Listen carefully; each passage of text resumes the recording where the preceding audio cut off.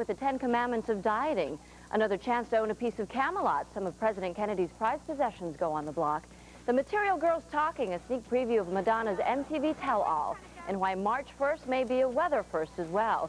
Joe Moreno has the answer and the forecast. See you soon.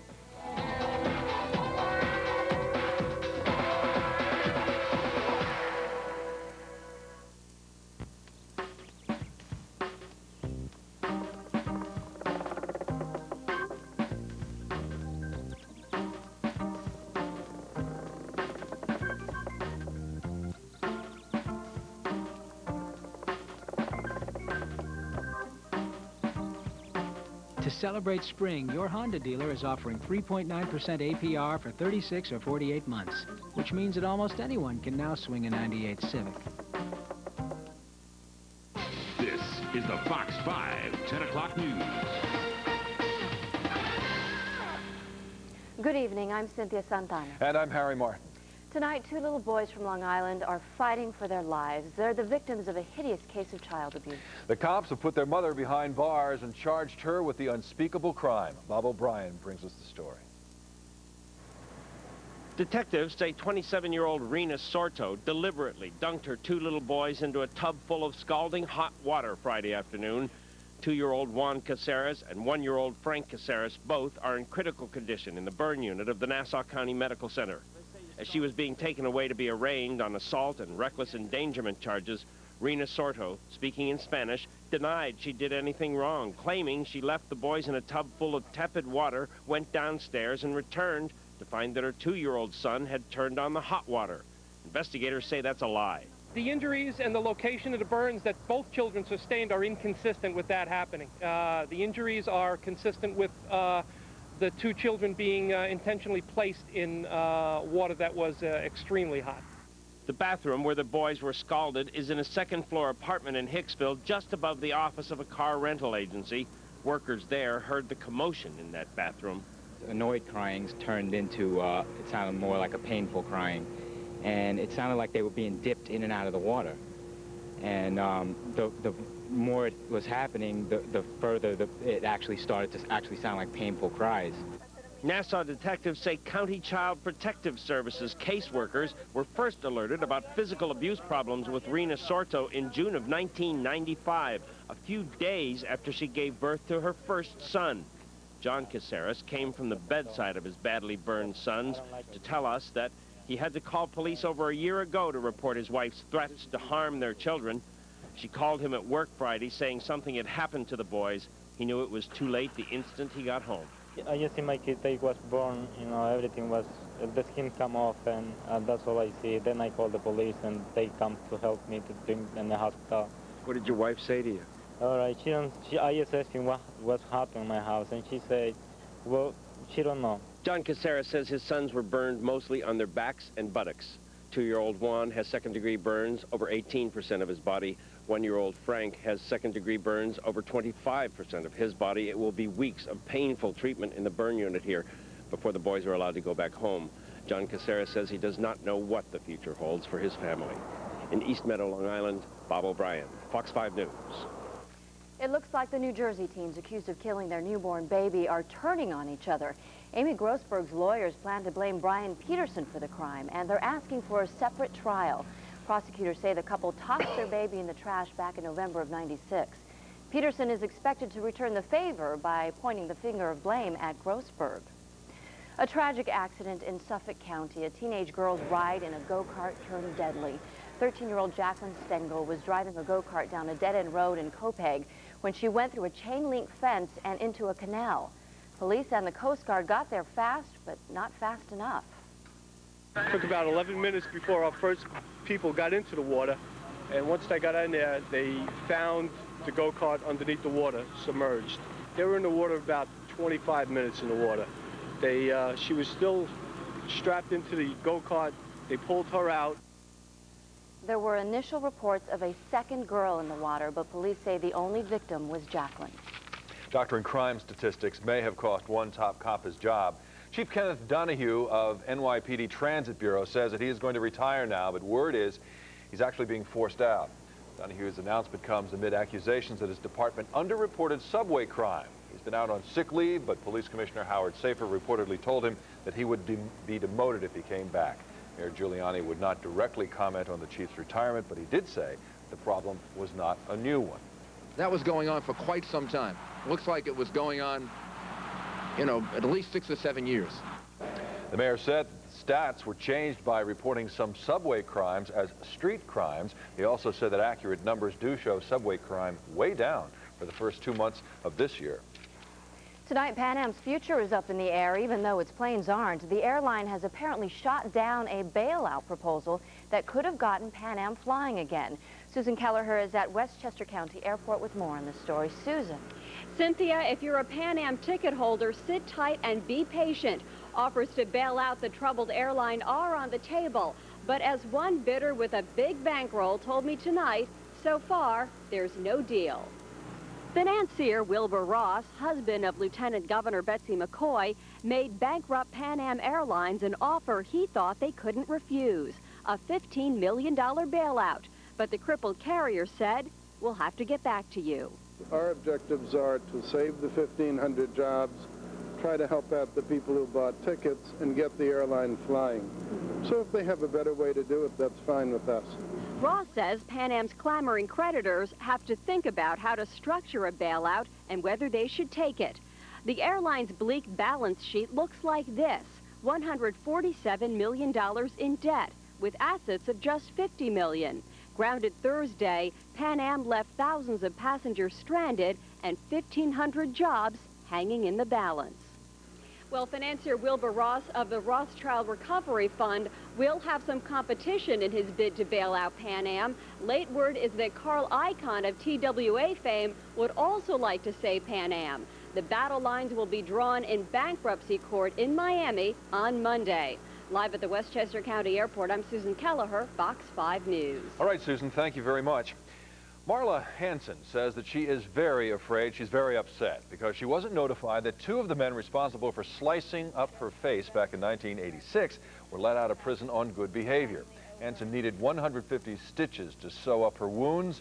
Prosecutors say that they tried to notify Miss Hanson, but she's moved so many times that they just couldn't find her. Firefighters couldn't save this house in Woodbridge, New Jersey. Flames raced through the 2-story home on Pershing Avenue. The woman who lived there got out alive thanks to her neighbor, but she was taken to the hospital for smoke inhalation. Investigators say the fire started in the family room, and they believe it was an accident. A man was killed by fire this morning in Chelsea. Firefighters say the victim started it by smoking in bed.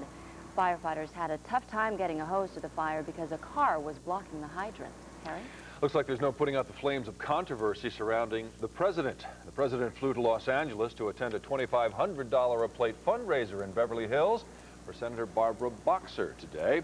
It's hosted by Ellen DeGeneres and Ted Danson. Then he's going to go back to Utah to spend the rest of the weekend with his family. Now, all of this comes in the wake of a news report that says Mr. Clinton may be backing off his denial that he ever had a relationship with Monica Lewinsky.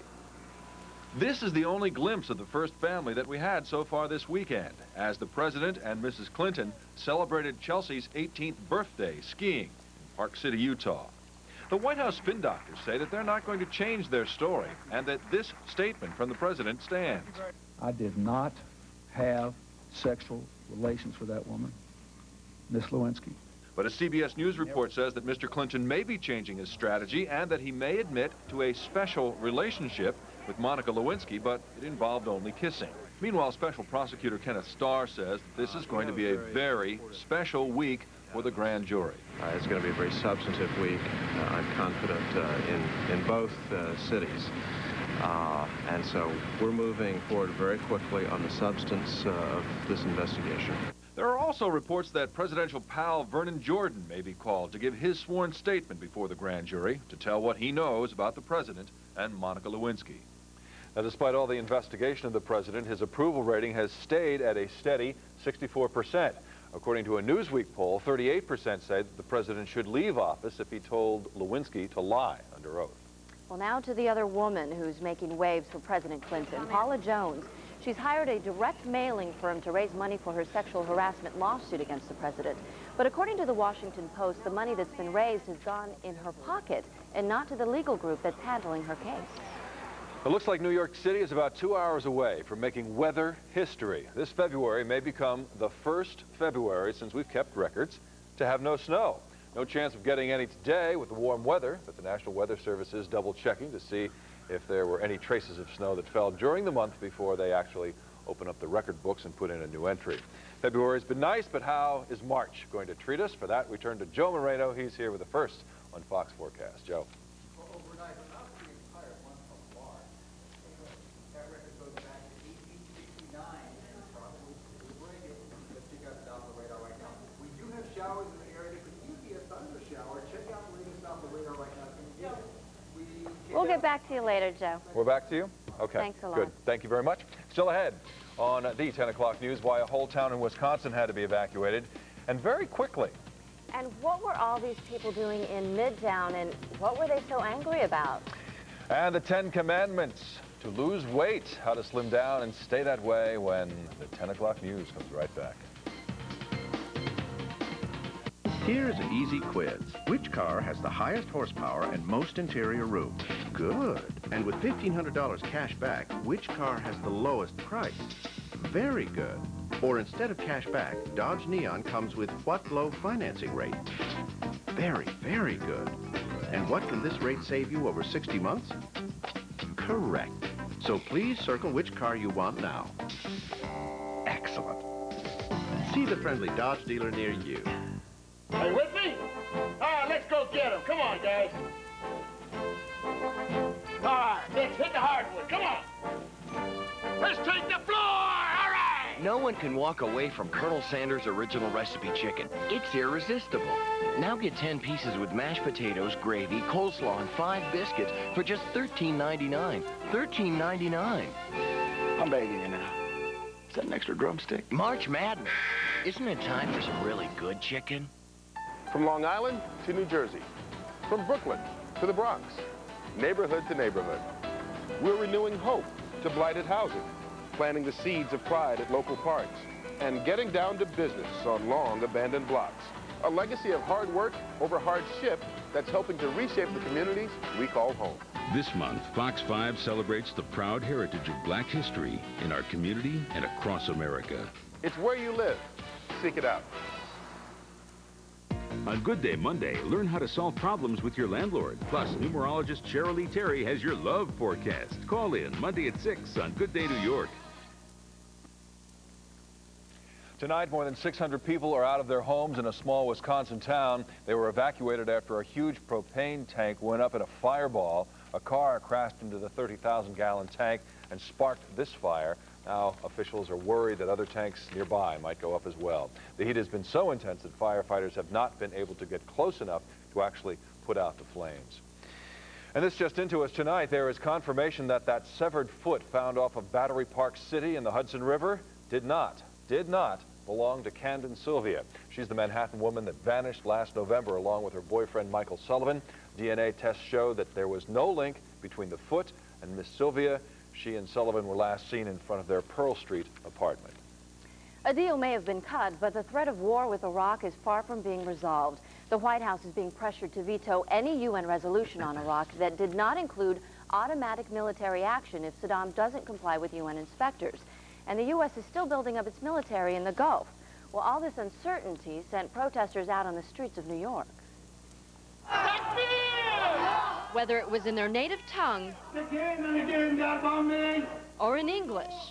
No attack! End the sanctions now! The message could be heard and seen from Times Square to the United Nations. 1,600 protesters demanded an end to what they call a racist war and sanctions against the Middle East to let Iraq live. We're worried that in the coming days and weeks, they may seize upon any excuse to bomb Iraq. And moreover, even if they don't bomb, the sanctions that have gone on now for 7 years have done more death and destruction than actual bombing, and it's time that they be lifted. 1, 2, 3, 4, we don't like that racist law! Fight the power! The protesters who joined the National Emergency Coalition to fight the power range from children to women and everything in between. Even the president could not escape ridicule. But the march fell short for some onlookers on the sidelines. They've obviously got some concerns, but we can't simply let Saddam Hussein do whatever he wants with the world. Some believe the recent UN agreement with Iraq may have only bought Saddam time. The peaceful solution is always preferred, obviously, but I think that if we don't follow through, that the consequences will be greater later. Most Americans approve of President Clinton's handling of Iraq, 64%, according to a recent Newsweek poll. 44% believe it's very likely the U.S. will take military action against Iraq within the year because of Saddam Hussein's failure to comply with the UN deal. Looks like Florida just can't get cut a break. 2 more tornadoes tore through the state today, this time in Deerfield Beach. That's north of Fort Lauderdale. Luckily, they weren't as destructive as the ones from earlier on this week. They uprooted trees, knocked down power lines, but no one was seriously hurt. It has been an emotionally trying day for survivors of Sunday night's deadly twisters. They said their final goodbyes to those killed by these vicious storms. This funeral service was for 3 members of one family, a loss that friends and relatives are still struggling to understand. Ever be able to figure out why. It's just that nothing in life is certain. The death toll now stands at 40 after rescuers today ended their search for a missing man. Insurance losses from these tornadoes could top $100 million, and many of the tornado victims did not have insurance. The deadly tornadoes have forced the Daily News and Universal Studios to postpone their Twister sweepstakes. The News is running a full-page ad in today's edition to tell everyone about the change. The contest, which was promoting a new Twister ride at Universal's theme park in Florida, was to begin tomorrow. A caravan of animal lovers showed up in Central Florida to save the pets left homeless by the tornadoes. The Humane Society of Pinellas County rescued dozens of dogs and cats, and they're hoping to find them all a new home. 5 years ago, a deadly chapter of our nation's history began to unfold. On this date in 1993, federal agents surrounded the Branch Davidian cult complex in Waco, Texas. The standoff with the cult lasted for 51 days. It ended in a shootout and a fire that killed 80 cult members.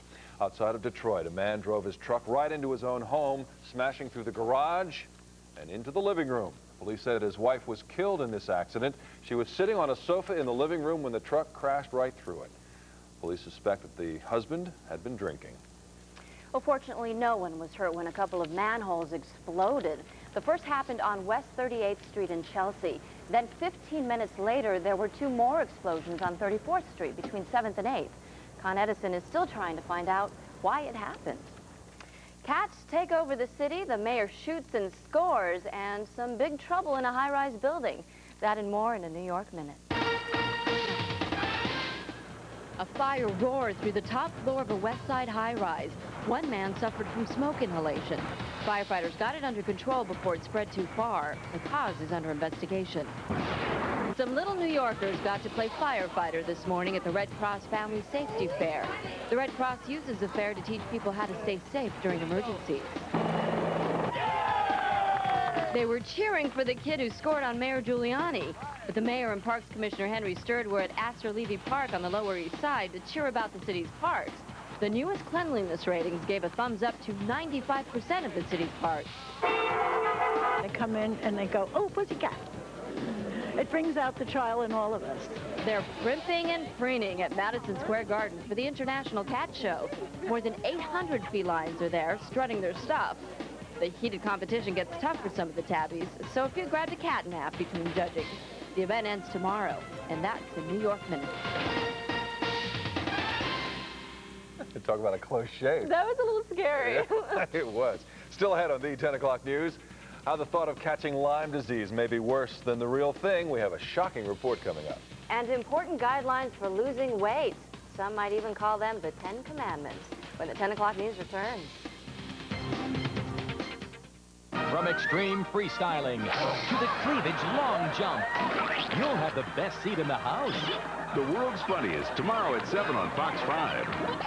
Sunday, guest star Helen Hunt is mad about Mo. He's got this insecure, sweaty charm. Oh, yeah, I got that. And all new Simpsons. Then is Hank the born king of the hill? What do I have to do to get through to you? Do I have to take off my shirt and dance like the women in your movies? The Simpsons and King of the Hill, tomorrow beginning at 8 on Fox 5. This is Imagine TV. Hey, Mark, the floor's wet.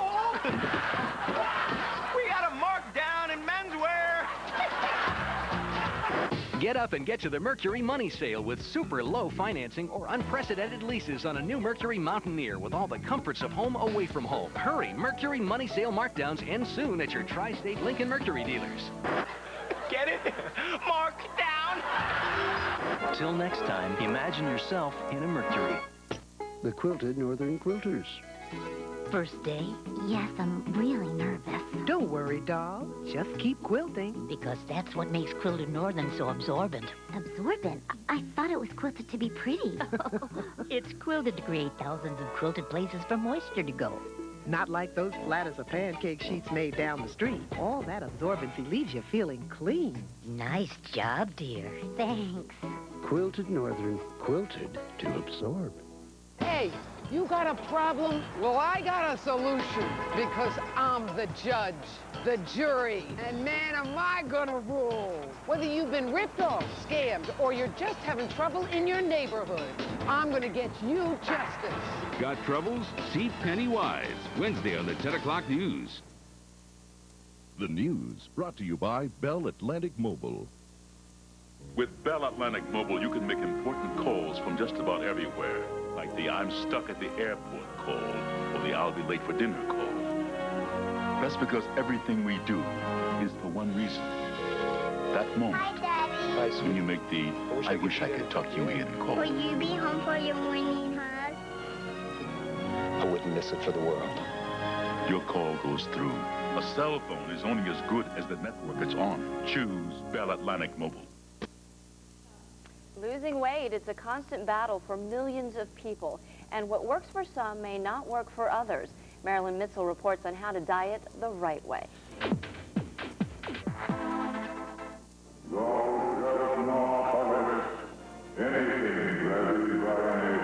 The 10 Commandments. Break them and you'll burn in, well, you know where. At least that's what many of us were raised to believe.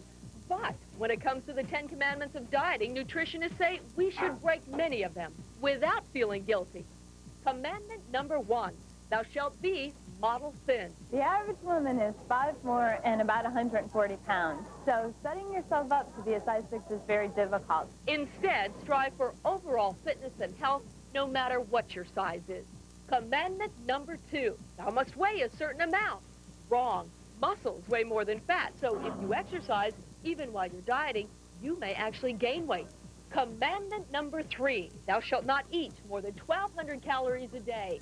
Not true. Caloric intake varies depending on your size, activity level, and metabolism. Commandment number 4, thou shalt not eat between meals. Throw this rule out. By the time you get to dinner, you're so hungry that you're ready to eat everything in sight. So here's what you should do instead. Eat healthy, low-fat snacks throughout the day. Commandment number 5, thou shalt eat only fat-free or low-fat foods. Do not fall into this trap. These products are often higher in calories because they're loaded with sugar. Commandment